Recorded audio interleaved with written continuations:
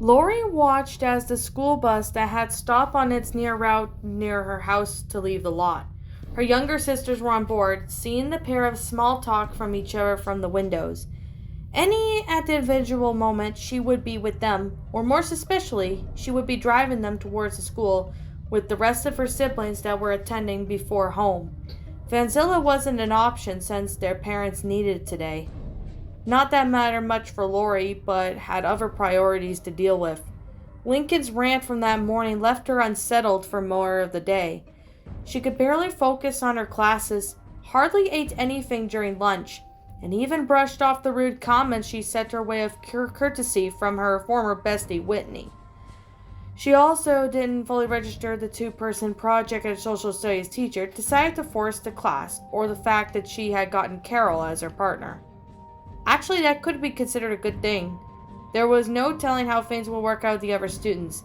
Not just probably from the mattered, since she was aloof to everyone. They just were with her, bearing a few exceptions. Hey, a soft-toned voice pointed at called out. Lori glanced back, seeing her partner coming up, ready to get away from jail. Lori gave a reluctant nod. The joke should have been something to feel lighthearted about, but the loud didn't fully resonate with the vibe it was intent to convey. Part of her couldn't help but wonder if the punishment she deserved, she was really close to considering an adult.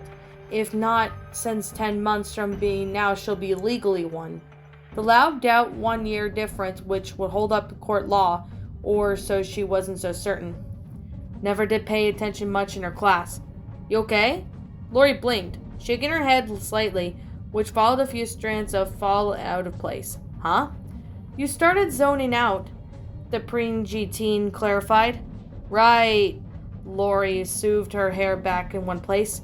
I just got a lot on my mind. We could talk about it, Carol replied, only to start walking back towards her initial statement. I mean, if you want to. Lori gave a shrug, feeling that she wouldn't have had her choice either way. The duo began a path journeying from the school. Unlike Lori, Carol lived within a reasonable walking distance from her educational center. Sometimes she would drive via a parent's car, but like Lori said, the car was being used for transport for the breadwinners and from their jobs. The longer I'm in this situation, the more convinced I'm really the literally worst sibling in the house. Carol raised a brow. It can't be that bad. I still remember seeing one of your sisters make it on the news for harassing Mick Swagger for a piece of his hair. Lori rolled her eyes. Luna had a track record of causing some property damage due to the lack of volume control. She admitted it, but she rarely does have the things for lasting damage. Like, since we barely talk to each other, I'm just gonna say how I did with my therapist. Carol had held her mouth open and was about to speak, but no words had came out. She just went to therapy? She mulled to herself. My relationship with my brother and my sister's extension, it hasn't been the same since middle school. Normally I would have been the chill big sister anyone could come for help, but after me going through that hell that was in 7th grade, Lori sighed, I just started looking after more of myself. Carol pursed her lips. Is this something like you stop caring about whatever your siblings do, as long as they don't bother you? Lori made a so-so motion with her hand. Something like that. I have 10 siblings, and the first time I've ever snapped at them was when I only had 8. 10? Carol asked in surprise. I thought you just had a few. She thought back to the time Lincoln invited her to take over Lori's place for a family photo. At least from what I saw in the color before you shut in, I doubt I could have pulled off the look away, but then why did you come over? Lori cut her off, notable haughtiness in her voice, making Carol a little frustrated. I'm not really someone who you turn down a chance to help someone, she gave a rather meek response. Lori bit her cheek, feeling guilty for appearing angry at Carol at her questioning.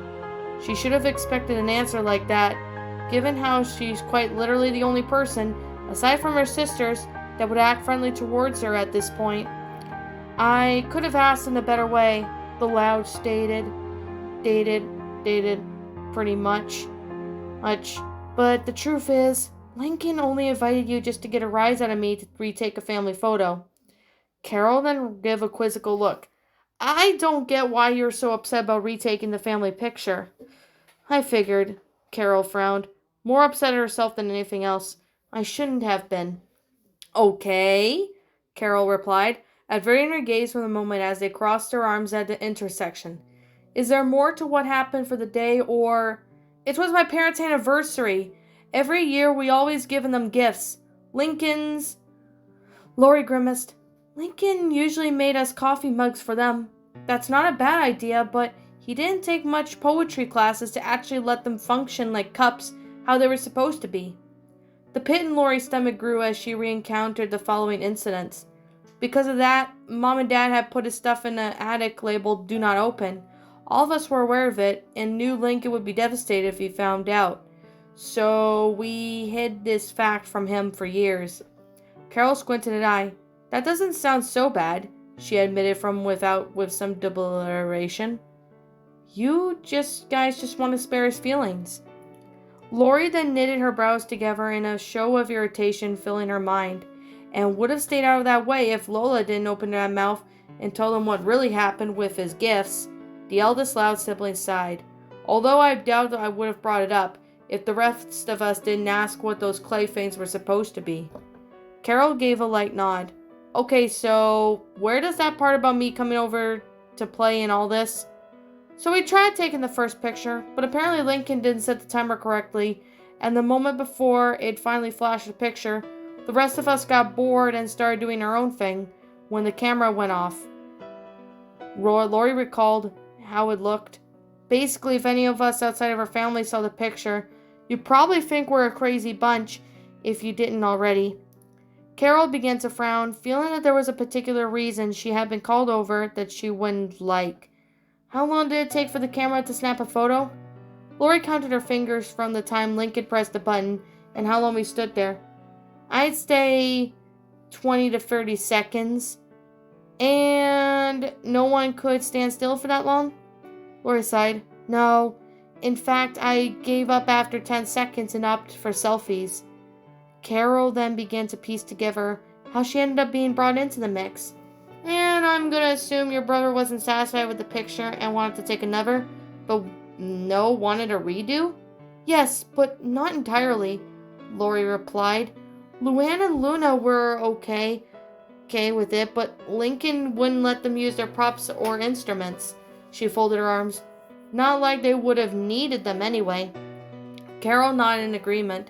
The two left-hung heads left as they were walking past rows of houses. But like we're saying, not everyone was on board. So if he had to ask me to come over in order to get you to take a pic, I'm guessing he did the same thing with the rest. Lori nodded. I'll admit he went overboard on making us put on Christmas sweaters or whatever to make us appear more normal. Carol squinted an eye. Did you guys maybe think to look at the situation through his eyes? There was a hint of irritation that didn't go unnoticed by Lori. The Loud didn't know whether there was a theoretical question or a legitimate one. Either way, she gave the most obvious answer. No, and I doubt it crossed anyone's minds. Carol couldn't avoid the look of repressed anger she had on her face, but managed to keep her tone calm and somewhat relaxed. Your brother just learned that his parents don't like the gifts he had made for them, by hand or no less. She then paused for a moment. When did all this happen? The day before their anniversary? On top of that, your brother was most likely racing against the clock to come up with something better than he thought he would impress your parents. I mean, how would you feel if you found out that they didn't fully appreciate what you made for them on their special day? Lori frowned, subconsciously shrinking into herself. I'd feel like I wasn't loved as much as my siblings. And how do you guys react from the much today about this deal? Half weren't interested, but most felt like it was a waste of time, even though we shouldn't have been more supportive. The Loud uttered quietly. Instead of trying our best to help him, we barely put much effort into his goal of getting Mom and Dad something he'd think they might like. She reflected back towards her brother's ranting that morning. I even said some of the things that literally shouldn't have been said. Lincoln brushed off like it was nothing, but now that he has time to reflect back on things, Seeing how Lori was beginning to become more and more withdrawn, Carol decided to find out that it was the end of the result at all. So, what did he think of giving up them? Lori remained silent for a minute, with Carol slightly tugging her in the direction when they reached another intersection. This turn led them towards a small cul-de-sac, with Carol identifying one of the homes in the circles of hers. He gave them the original botched up photo we took. Mom and Dad liked it. Lincoln apologized for going overboard and trying to make us appear like ourselves, saying that it showed the perfect us. Lori bit her lower lip. Hobbies aside, it still doesn't give us a good look on our dynamic as siblings. Heck, our initial reactions when he didn't give them the corrected picture pretty much showed us a little confidence we have left in him. But that's not the worst part. The girls walked up to the driveway as Carol fiddled with her bag to get the keys out. I knew Lincoln was going to think about this too, and I could say certainty with this, that if we just let him take the second photo right after the first, there wouldn't be any problems. He might have just went overboard as he did trying to set up the second photo. Carol gave a nod in agreement, mostly just going along with Lori's assumptions, ever since she witnessed everything that happened. So how does that tie to you into thinking you were the worst out of all your siblings? She finally found her house keys and started unlocking the door. I probably did a lot of selfish stuff that my sisters could name a hand on, but I also have a habit of saying stuff that cuts deep. Such as, Carol looked towards Lori, who pushed the door open, with the loud coming in after her. I insulted Lenny, the sister who is a year younger than me, and how certain dresses don't work for her because she looked washed out. Carol's eyelids opened up a bit. Definitely related fashion insult, but it would considered dark per se. And during the photo incident, I mentioned to Lincoln that he could have just used a phone instead of the camera, which actually sounds like a poor choice since photographers on picture day use those big bulky cameras that cost hundreds of dollars? Lori realized that she was getting a bit off base, taking a moment to clear her throat. Anyway, after he mentioned that doing so would be like drawing the famous family photo with the picture crayon on, I said, Carol dragged out, motioning her for her to continue. This may be the year you don't fail miserably and crush Mom and Dad's souls, Lori answered, her tongue curling up in her mouth as if something bitter touched it. Carol had her mouth on agape as her eyes fully opened. What on earth possessed you to say that?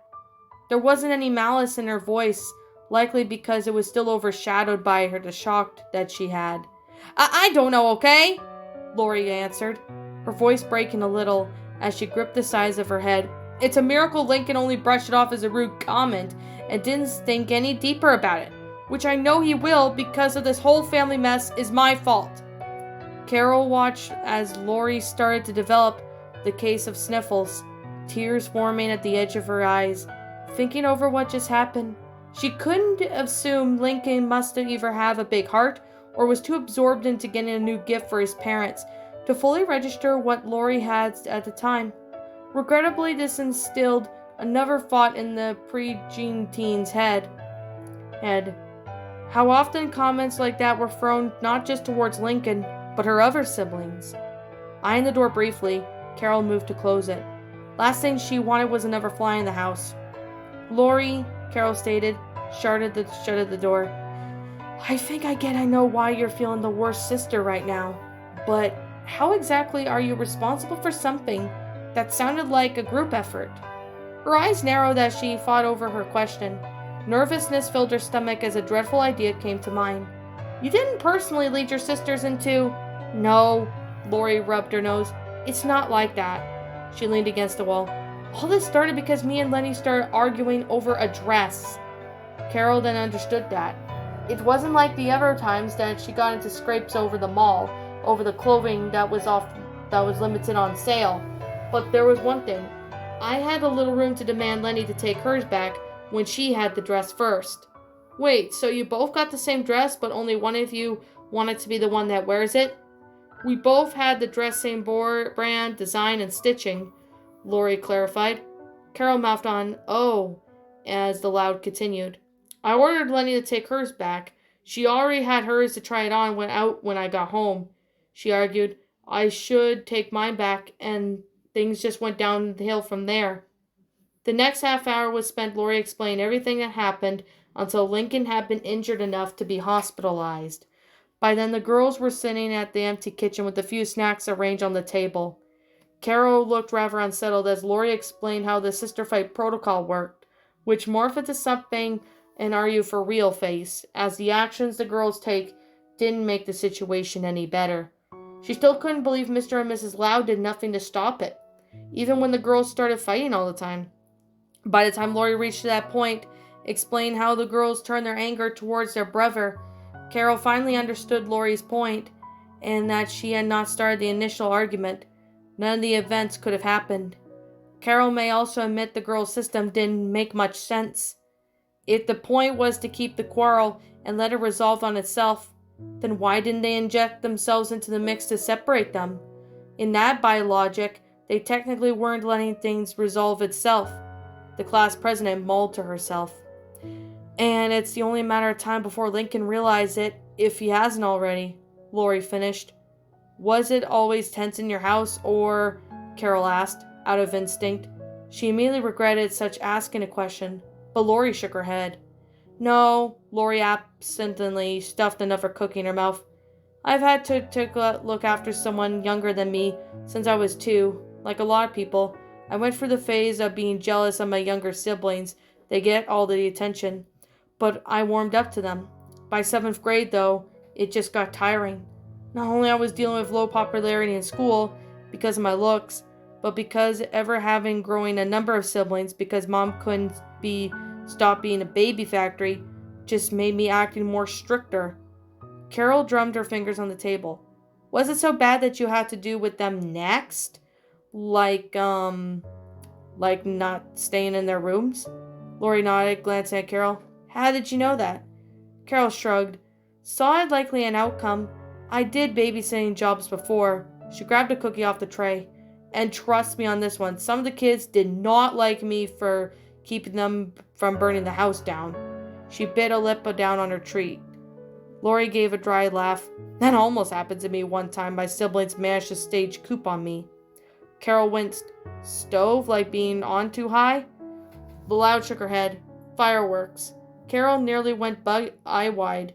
I don't know where Luna got them from, much less what made her think launching them these things inside the house was a good idea.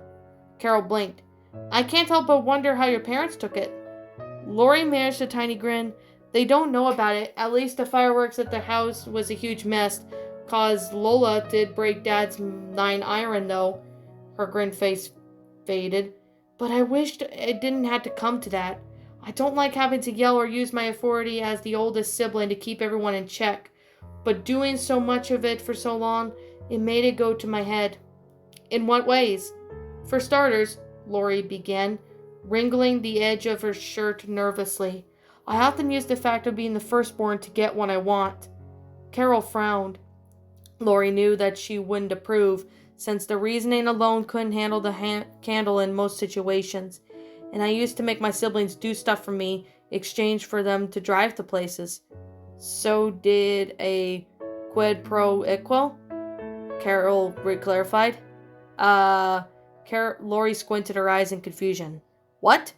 It is when you do something for someone in exchange for them to do something for you, Carol explained. Like, you scratch my back, I scratch yours. It got thrown out a lot in class. Lori was familiar with the old catchphrase, but not much of a fancy word for it. Pretending she understood, she continued. During that moment, my siblings didn't like the system we had. They, especially Lincoln, decided to teach Lenny how to drive.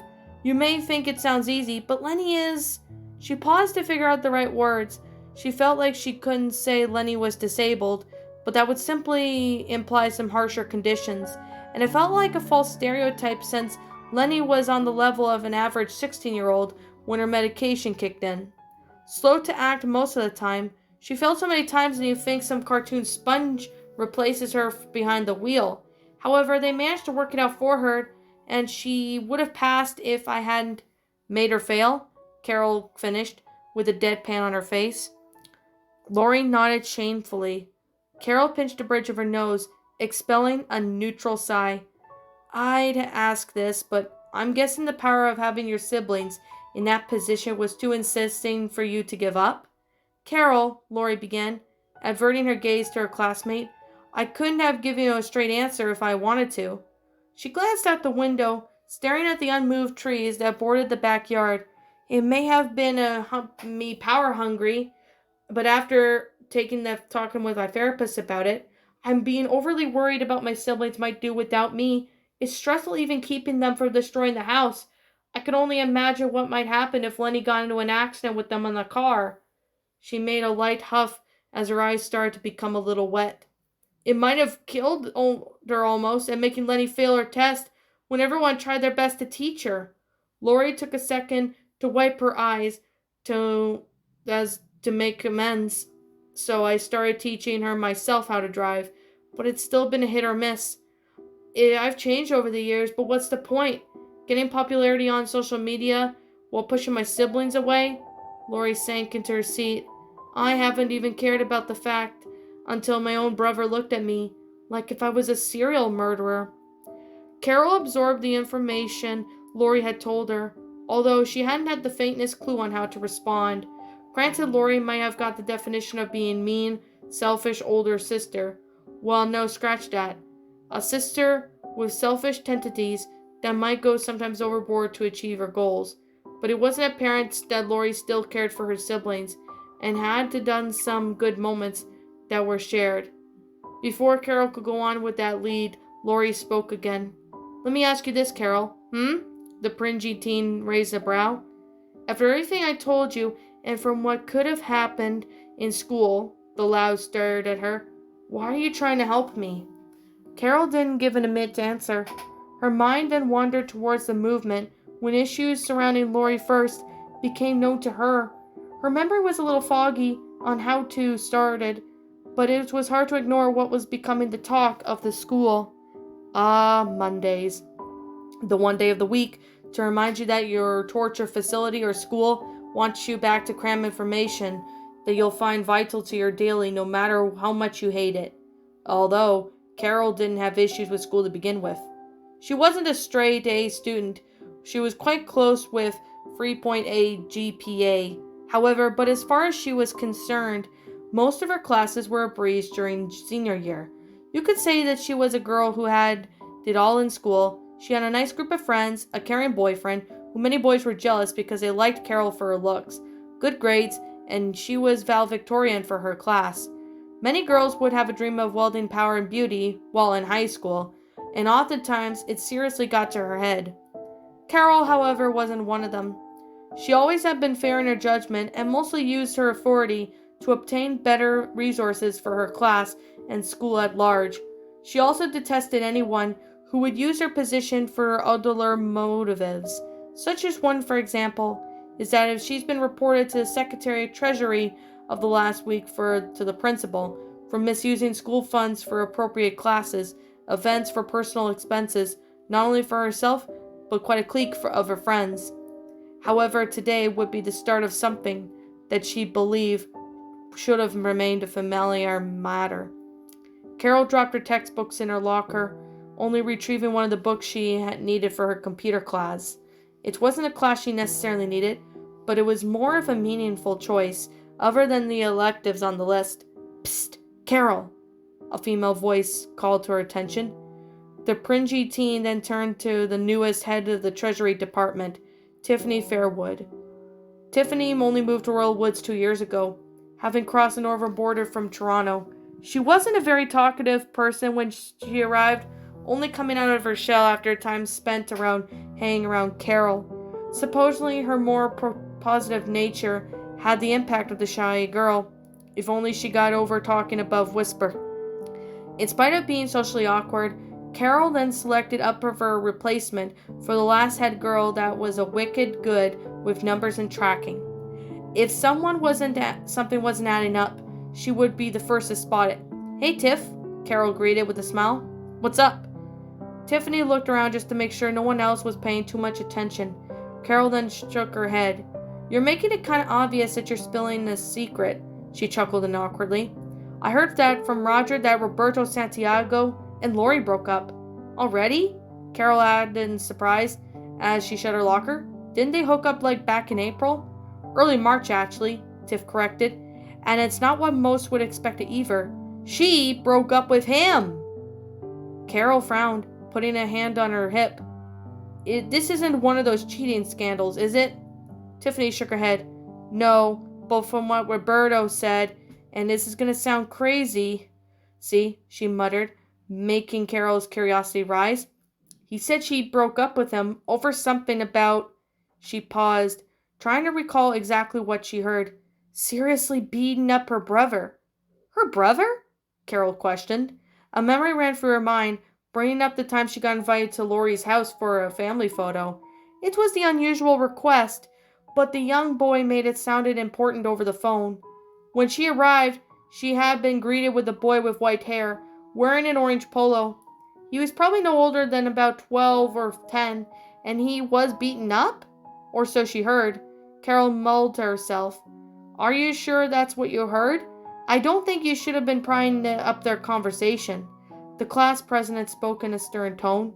However, Tiffany remained adamant about the information she had. I'm certain. In fact, I heard a few others talking about it too, when I was coming up to speak with you. Carol hummed and thought. It did sound rather upsetting. Lori often liked to flaunt around when she had a boyfriend did, especially to Carol, as if it were some weird compilation.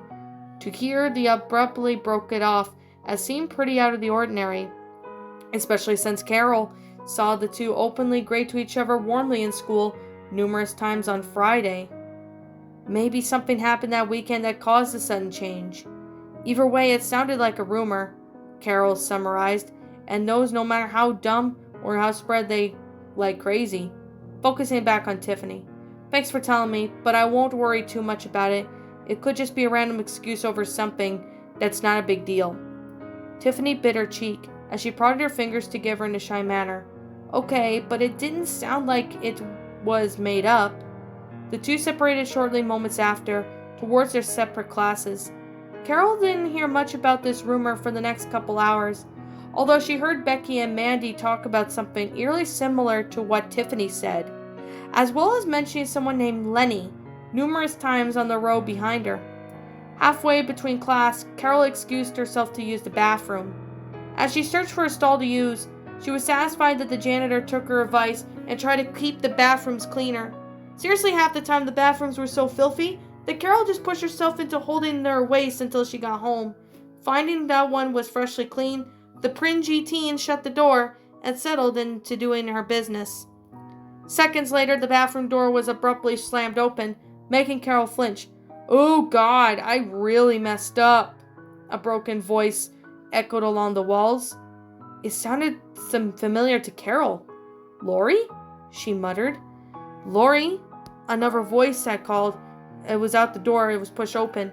You okay? No, I'm not okay, Whitney. Carol heard Lori yell. Lori made a broken scream that sounded like a mix of frustration and sorrow. Okay, girl. Just work with me, all right? Whitney spoke. Carol then her hand patted something, to which it assumed it was Whitney giving Lori a hug. I know you just had a breakup, but it's not the end of the world.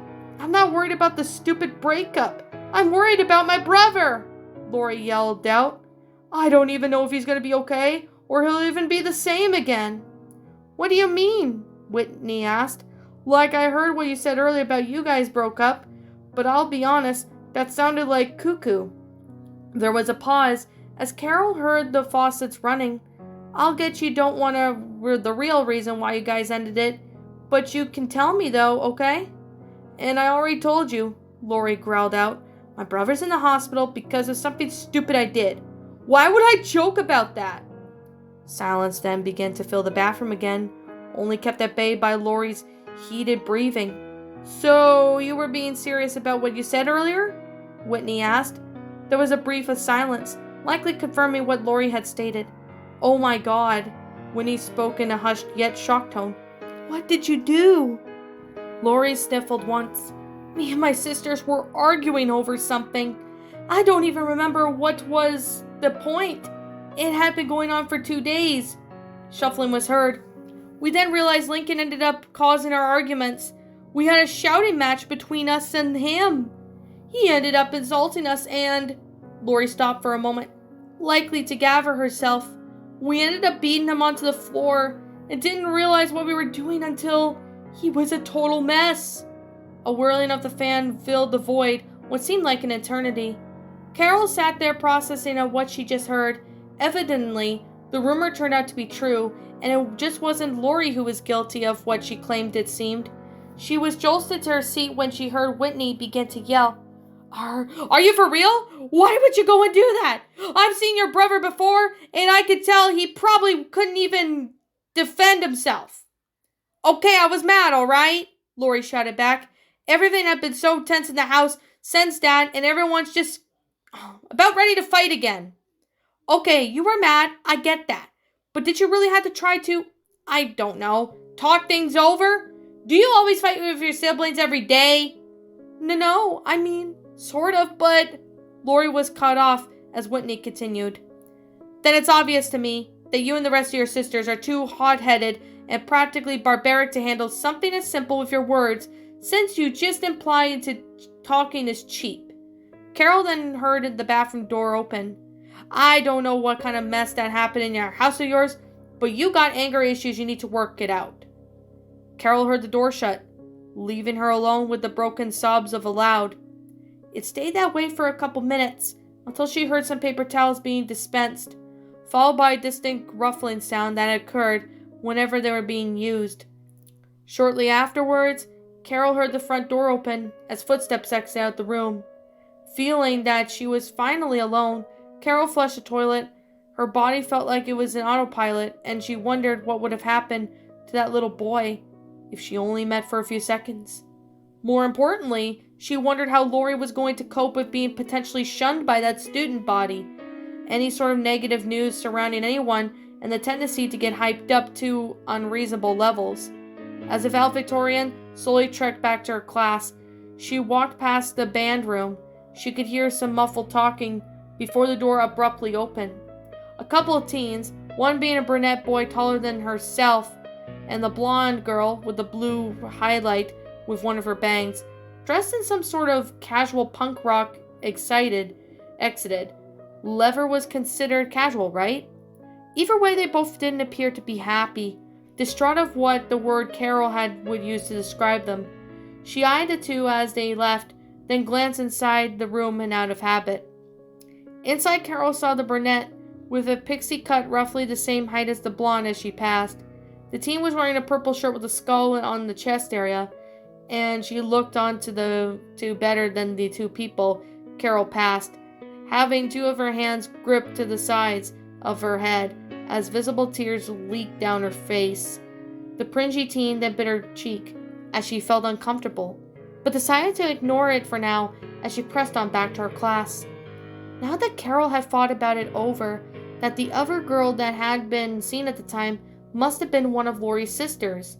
While she had confirmed that the rumors that going around on a few social circles had been true, she decided it was better not to make a big fuss over it, especially when it was clear guilty party that had been regretted for their actions.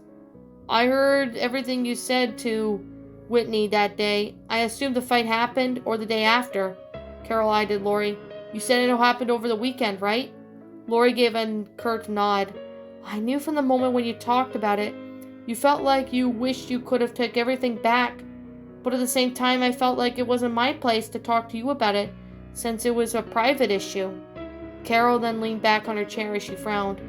But clearly your friends, or former friends especially, took it as personal, and that you did that to your brother. Same thing that happened with your sisters from what I've seen occasionally. Lori sighed through her nose. All of her sisters in high school have been scrunchetized to some degree, largely by the people commonly associated with, but there was some exceptions to that. There was a moment when Luna had been nearly provoked into a fight by a random student looking to cause trouble.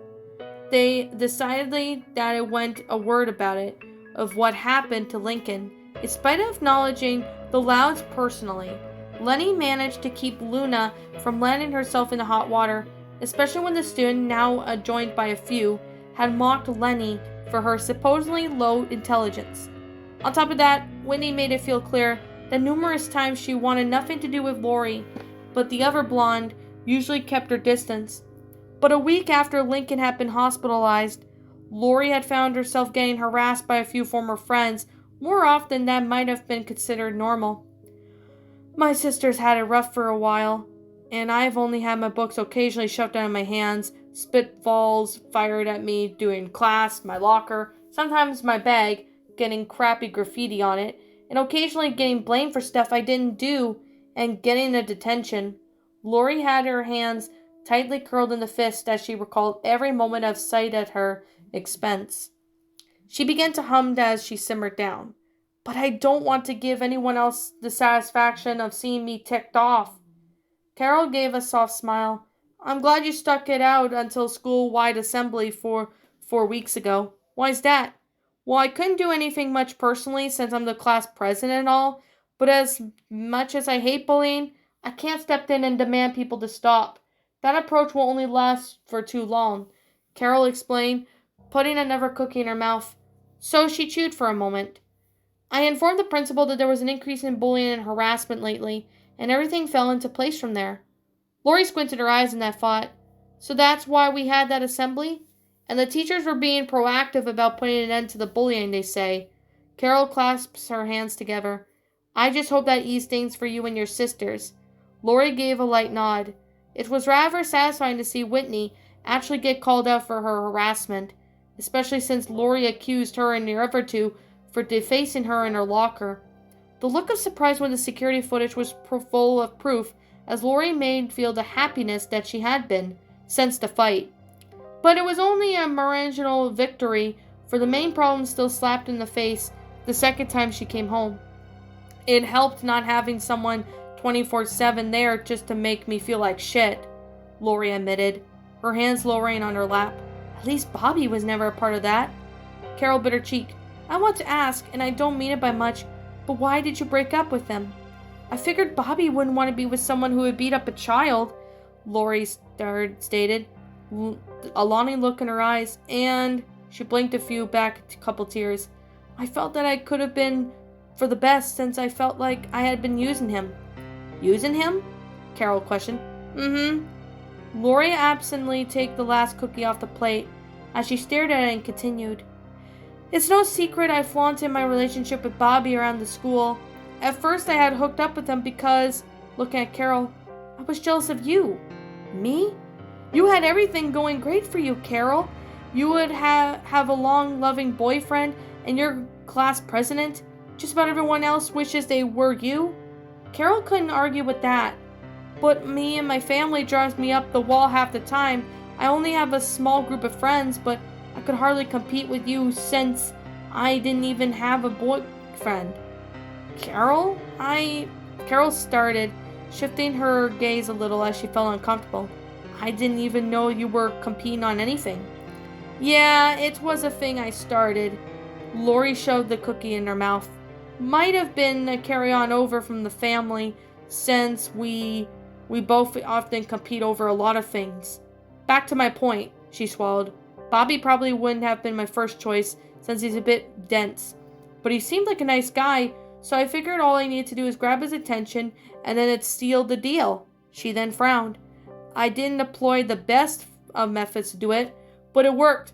I thought it might have been a short relationship, since I didn't exactly love Bobby like I did later on. But I saw how devoted he was to me, and... Lori blushed a bit. I was practically stuck to him like glue. I don't suppose you've talked to him since the breakup?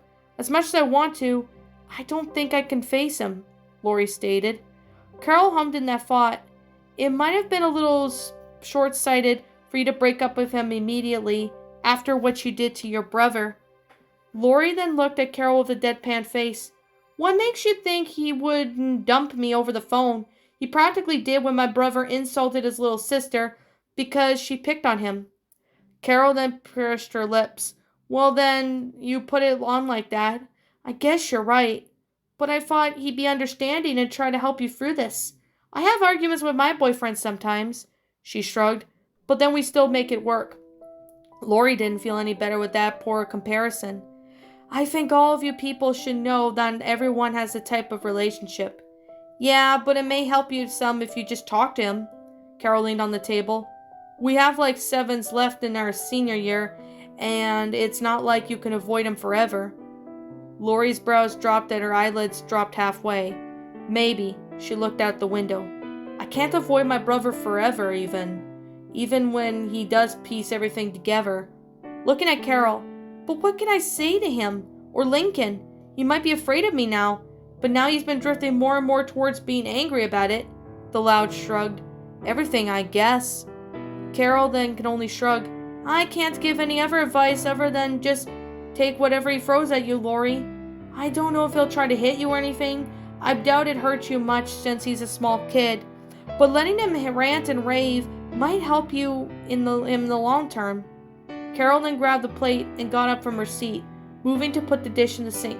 Plus, given what you said earlier, you gotta admit, it's been coming for a while.